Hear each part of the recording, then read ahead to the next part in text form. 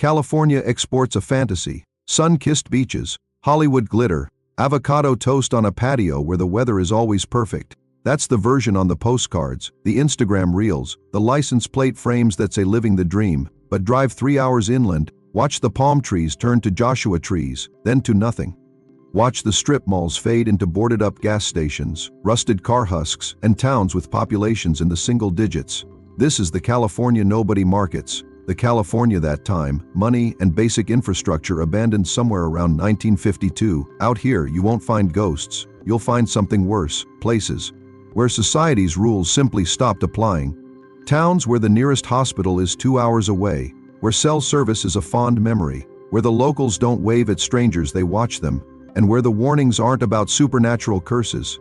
They're about very real dangers: toxic air, contaminated water, isolation so profound that if something went wrong, nobody would hear you scream.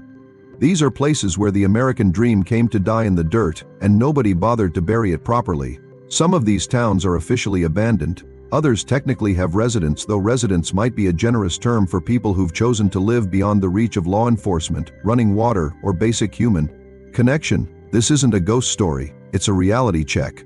10 towns, 10 warnings, and one piece of advice that applies to all of them: keep your doors locked, your tank full, and your expectations for rescue extremely low. Let's begin.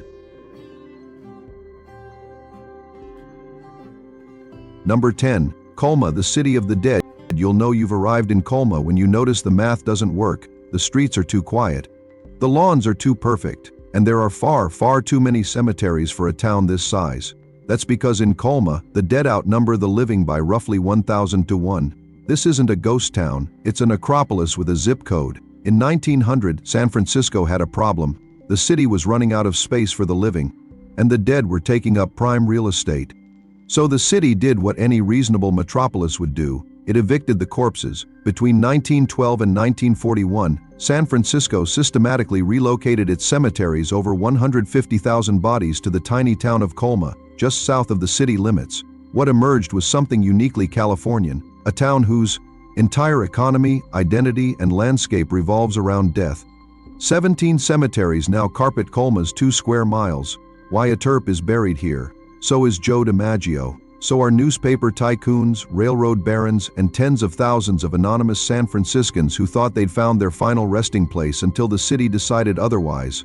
Locals don't warn you away from Colma, they just give you a look when you say you're visiting. A look that says, why would you come here on purpose?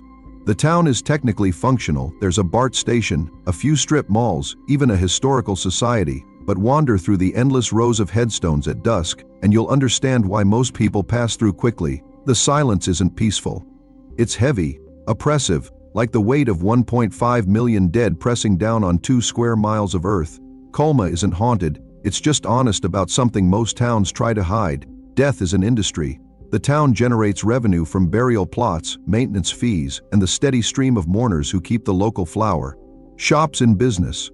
This is capitalism's answer to mortality, a municipality built on the certainty that people will keep dying and someone needs to manage the paperwork. The creepy part isn't supernatural, it's the realization that you're standing in a town where the dead have more political representation than the living.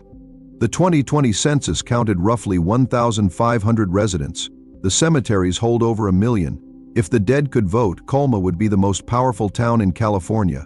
Colma is safe, accessible, and deeply, profoundly unsettling. Visit during the day, pay your respects, but don't linger past sunset when the fog rolls in and the headstones seem to multiply in the mist. There's nothing dangerous here, just the uncomfortable reminder that one day you might end up a permanent resident too. Number 9. Bodie arrested decay. The first thing you notice about Bodie is the silence. Not quiet silence, the kind that presses against your eardrums. Then you notice the buildings, 170 wooden structures frozen mid-collapse, windows like empty eye sockets staring at nothing, curtains still hang in parlors, medicine bottles still sit on shelves. A child's shoe rests on a bedroom floor, waiting for a foot that left over a century ago. Bodie isn't a ghost town, it's a crime scene where time is the only suspect. In 1876, a massive gold deposit transformed this high desert plateau into one of the wildest towns in the American West. At its peak, Bodie held 10,000 people, 65 saloons, a red light district, and a murder rate that made Tombstone look civilized. The local newspaper once reported a killing with the headline "Another Man for Breakfast" because bodies turning up at dawn had become routine. Then the gold ran out. Fires swept through in 1892 and 1932. By 1942, the remaining residents simply walked away, leaving everything behind. The state of California eventually took over, implementing a preservation philosophy called arrested decay, maintaining the buildings exactly as they were found, neither restoring nor demolishing, just holding them in permanent limbo between existence and collapse. Take nothing, not a nail, not a bottle, not a rusty spoon. The curse of Bodie is famous enough that the Park Service keeps a file of letters from people returning stolen items. They've mailed back rocks, glass shards, pieces of wood accompanied by stories of car accidents, divorces, job losses, and medical emergencies that began immediately after their visit. One man wrote, "I took a small piece of timber. Within a month, I lost my wife, my job, and my dog. Please, take it back. There is no curse. There's something worse, coincidence amplified by guilt." The human brain is a pattern recognition machine, and once you've violated a taboo, even a silly tourist trap taboo, you'll find connections everywhere. The curse of Bodie works because people believe in it, which makes it, in a way, absolutely real. But the actual creepiness of Bodie has nothing to do with curses, it's the preservation. Those half-eaten meals on tables, those newspapers from 1917, the state has spent millions of dollars ensuring that Bodie remains exactly as traumatizing as it was the day everyone left. You're not visiting history, you're visiting a wound that California has decided should never heal. Bodie is a must-see, it's also a must-leave before dark. The park closes at sunset for a reason. Stay too long and the silence stops feeling empty, it starts feeling occupied. Take your photos, don't take anything else. And when you drive away, don't look in the rearview mirror, the buildings watch back. Number 8, Darwin, the end of the road. The pavement ends. The road turns to dirt. Your cell signal died 20 minutes ago. And then, rising out of the creosote like a mirage that forgot to disappear, you see it. A handful of structures scattered across the beige. Nothing, no signs, no welcome, no indication that anyone wants you here. You've reached Darwin, California. Population, somewhere between 35 and 50, depending on who's counting and who's still breathing. Darwin was born in the 1870s as a silver and lead mining camp on the western edge of Death Valley. It boomed, busted, boomed again during both world wars when the military needed lead, then finally collapsed into irrelevance when the mines closed for good in the 1950s. What remains is a town that technically exists but has no local government, no gas station, no store, no church, and no official services of any kind. The people who stayed or arrived later, seeking something only the desert provides, are a particular breed, fiercely independent, aggressively private, not hostile, exactly, but not friendly either. They came to Darwin because Darwin asks no questions, and they expect the same courtesy from visitors. Don't stop unless you have a reason. Don't take photos of people's property. Don't ask where the town center is, because there isn't one. And whatever you do, don't run out of gas. The nearest station is in Olanka, over 25 miles away. If you break down in Darwin, you're at the mercy of residents who may or may not feel like helping, and a tow truck that will take hours to arrive if it comes at all. Darwin isn't threatening because the people are dangerous. It's threatening because the infrastructure is non-existent. There's no police presence, no emergency services, no cellular coverage in most areas. The county technically has jurisdiction, but Inyo County is the second largest county in California and one of the least populated. If something goes wrong in Darwin, you're solving it yourself or you're not solving it at all. This is what off the grid actually looks like. Not a cute cabin with solar panels, just dust, distance, and the understanding that you voluntarily exited the social contract. The people here aren't preppers or survivalists. They're just people who decided that society had nothing left to offer them. Whether that's liberating or terrifying depends entirely on your perspective. Darwin is worth seeing as a monument to American stubbornness, the refusal to abandon a place long after every practical reason to stay has evaporated. Drive through slowly. Wave if someone waves first. Do not stop for longer than it takes to realize you shouldn't have stopped at all, and keep your tank full. The desert doesn't negotiate. Number 7, Drawbridge, the sinking ghost town. You can't actually visit Drawbridge. That's the first thing you need to understand. The only way to reach it is by trespassing across active Union Pacific Railroad tracks, a federal crime that can result in fines, arrest, or death by locomotive. So you stand on the shore of the San Francisco Bay, binoculars raised, watching the rotting buildings sink inch by inch into the marsh. Every year there's a little less to see, and that's somehow worse than if it had already vanished. Drawbridge was founded in 1876 as a hunting village for wealthy San Franciscans who wanted to shoot ducks without the inconvenience of poor people. It had a train station, a hotel, a few hunting cabins, everything a Gilded-Age sportsman needed for a weekend of recreational slaughter. By the 1920s, it had evolved into a working-class community of fishermen and railroad workers, complete with families, a school, and a social hall. Then the bay began to reclaim it. Subsidence from groundwater pumping caused the land to sink. Sewage contaminated the surrounding marshes. The duck populations collapsed, residents started leaving in the 1940s, and by 1979, the last holdout, a man named Charlie Luce, finally gave up. The Southern Pacific Railroad, which owned the land, boarded up the remaining buildings and left them to rot. The Don Edwards San Francisco Bay National Wildlife Refuge now manages the area, and they are very clear: do not attempt to visit Drawbridge. The railroad tracks are dangerous, the marshland is unstable, the buildings are structurally compromised, and the legal consequences of trespassing on federal wildlife refuge land are not trivial. Rangers patrol, trains pass frequently, people have been injured. Drawbridge is a victim of environmental mismanagement, not ghosts. The same forces that drained the aquifers, polluted the waterways, and destroyed the ecosystem are still at work across California. This town didn't die from bad luck or curses. It died because we treated the land like it was infinite and the consequences like they were someone else's problem. What makes Drawbridge uniquely unsettling is its visibility. You can see it from the hiking trails around the refuge. You can watch the buildings lean a little more each year, the rooflines sagging, the walls collapsing inward. Its decay is performance art, a slow-motion demonstration of what happens when humans abandon a place and nature decides to erase the evidence. Don't try to visit Drawbridge. Seriously. The risks aren't worth it, and the refuge is doing important ecological restoration work that doesn't need hikers trampling through.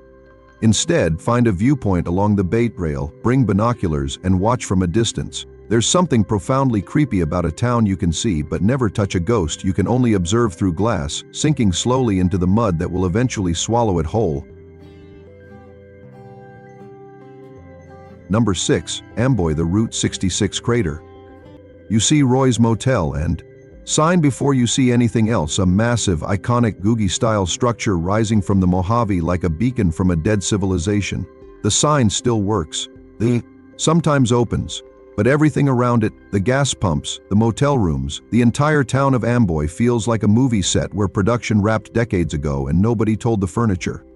Amboy was a creature of Route 66, born in 1858 as a railroad water stop and reborn in the 1930s as a highway oasis for travelers crossing the brutal Mojave Desert. Roy's became legendary, a neon-lit promise of cold drinks, hot food, and gasoline in the middle of absolutely nowhere. At its peak, Amboy had a post office, a school, a church, and a population of several hundred.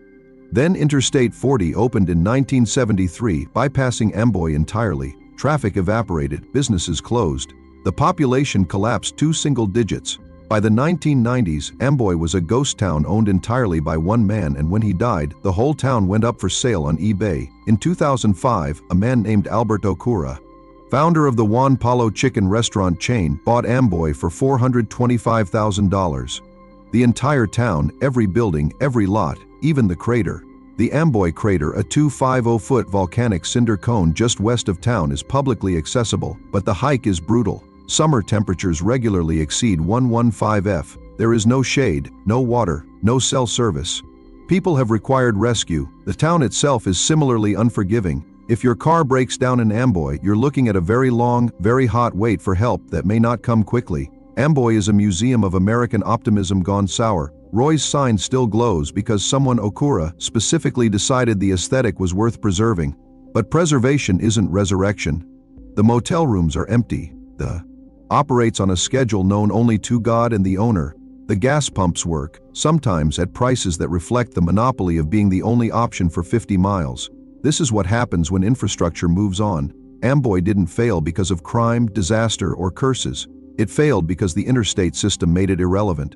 Overnight, one day, thousands of cars passed through daily. The next, almost none. The people adapted by leaving, the buildings adapted by dying. Only the sign remains, beautiful and pointless, advertising a destination that no longer exists. Stop at Amboy if you want. The photo ops are genuinely spectacular, and the surreal emptiness is worth experiencing. But don't rely on it. Don't assume the will be open or the gas will be available. And don't linger too long in the summer heat. Amboy is a monument to abandonment, and it would be darkly appropriate to become part of the exhibit. Number 5. Trona, the toxic wasteland. The smell hits you first.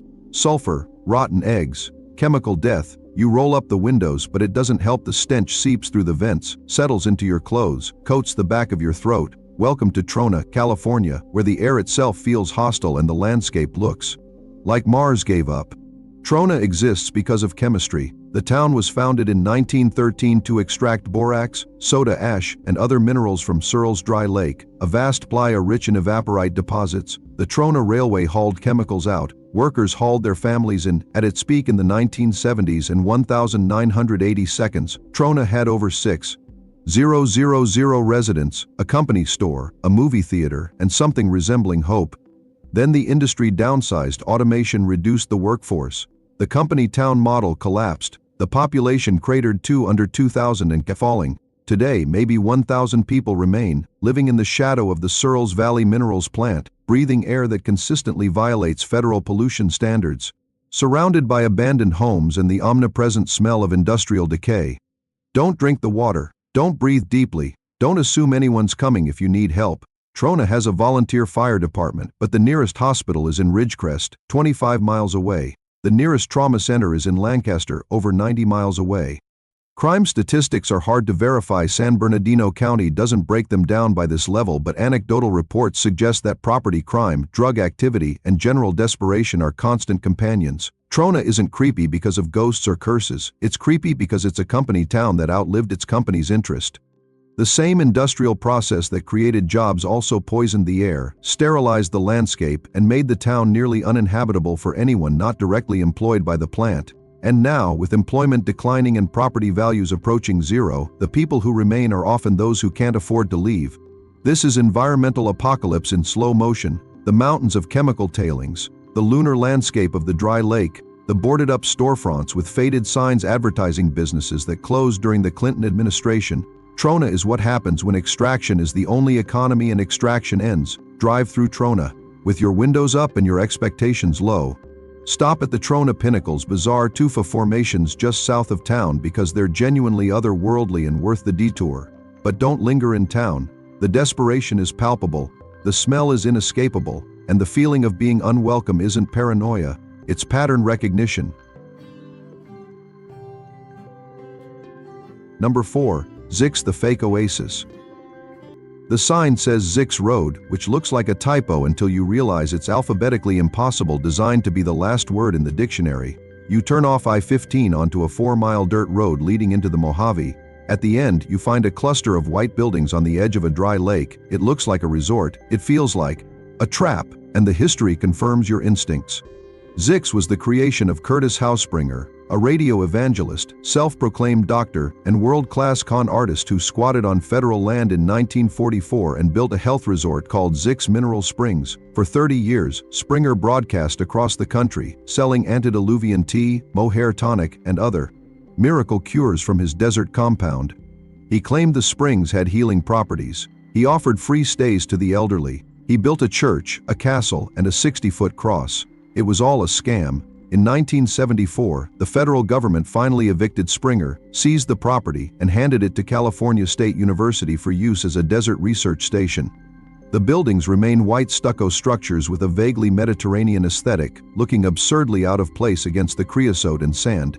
Zzyzx is technically accessible. The California State University Desert Studies Center operates there and occasionally hosts educational programs, but casual visitors are discouraged. The road is rough, the area is remote, cell service is non-existent, and the lake bed, Soda Dry Lake, is federally protected habitat that you're not supposed to disturb. More importantly, there's nothing there for tourists, no services, no amenities, no reason to stay unless you're studying desert ecology or fleeing something. Zzyzx is creepy because it's a monument to successful deception. Springer fooled thousands of people for 30 years. He built an empire on federal land without permission, sold fake medicine to vulnerable people, and lived like a king in the middle of the desert. The government eventually stopped him, but slowly, reluctantly, and only after decades of complaints. The buildings remain because demolishing them would cost money nobody wants to spend. So Zzyzx exists in limbo, not quite a ghost town, not quite a research station, not quite anything. Just a strange cluster of white walls in the brown nothing, bearing a name that was designed to be memorable and ended up being unsettling. Visit Zzyzx if you want to see what audacity looks like when it's finally abandoned. The drive is beautiful in a harsh, empty way. The buildings are genuinely bizarre, but don't expect answers or comfort. Zzyzx was built on lies, and even now, decades after Springer's eviction, the place still feels like it's hiding something. Take your photos, read the historical markers, and get back on the interstate before the sun sets and the desert remembers you're there. Number 3. Bombay Beach, the post-apocalyptic resort. The beach crunches under your feet, but it's not sand. It's bones, fish bones, pulverized into a white powder that coats everything: the shore, the abandoned buildings, your lungs if you breathe too deeply. The smell is sulfur and death, biological rot on an industrial scale. The salton sea stretches to the horizon, too salty to support life, too toxic to touch, and scattered along its shore, the ruins of Bombay Beach wait for visitors who will never come back. The salton sea wasn't supposed to exist. It was created by accident in 1905 when irrigation canals from the Colorado River broke and flooded the salton sink for 2 years. What emerged was California's largest lake, and for a few glorious decades, it was marketed as the Riviera of the West. Frank Sinatra visited. The Beach Boys water skied. Bombay Beach, on the eastern shore, became a working-class resort town where families could afford a slice of the California dream. Then the sea began to die. Agricultural runoff raised salinity levels until fish couldn't survive. Periodic die-offs left millions of rotting tilapia on the beaches. The population fled. Property values collapsed to triple digits. What remains is a community of maybe 300 people living among the ruins: trailers, abandoned motels, art installations made from driftwood and desperation. Don't swim in the salton sea. Don't wade in it. Don't let it touch your skin if you can help it. The water contains elevated levels of selenium, arsenic, and agricultural chemicals. The exposed lakebed, as the sea continues to shrink, releases toxic dust that has been linked to respiratory disease in surrounding communities. The smell alone should be warning enough, but if it isn't, the fish carcasses that line the shore provide a visual aid. Bombay Beach isn't haunted, it's poisoned. This is what environmental collapse looks like when there's no money to fix it and no political will to try. The sea is dying, the air is dangerous, and the people who remain artists, eccentrics, those with nowhere else to go, have built a community in the ruins that's either inspiring or deeply sad, depending on your perspective. The art installations have become famous. The Bombay Beach Biennale draws visitors from around the world to see sculptures made from abandoned televisions and rusted cars. It's creative, it's defiant. It's also happening in a town where the average home costs less than a used car and the nearest hospital is an hour away. Visit Bombay Beach during the day, walk the bone-white shores. See the art, talk to residents if they want to talk, but don't romanticize it. Don't pretend this is bohemian freedom rather than the visible consequence of policy failures and environmental neglect. And don't stay after dark. When the temperature drops, the shadows lengthen, and the rotting sea fills the air with reminders that paradise isn't just lost, it's decomposing. Number 2. Slab City, the lawless desert. There are no street signs because there are no streets. No addresses because there is no mail. No laws because there are no police. Just a sprawl of trailers, shacks, and improvised shelters stretching across the concrete slabs of an abandoned military base, populated by people who have opted out of society so completely that they've stopped appearing on most maps. Welcome to Slab City, the last free place in America, emphasis on last. During World War II, this patch of desert near an island was Camp Dunlap, a Marine Corps training facility. After the war, the military demolished the buildings but left the concrete foundations, hundreds of slabs arranged in a grid, baking in the sun.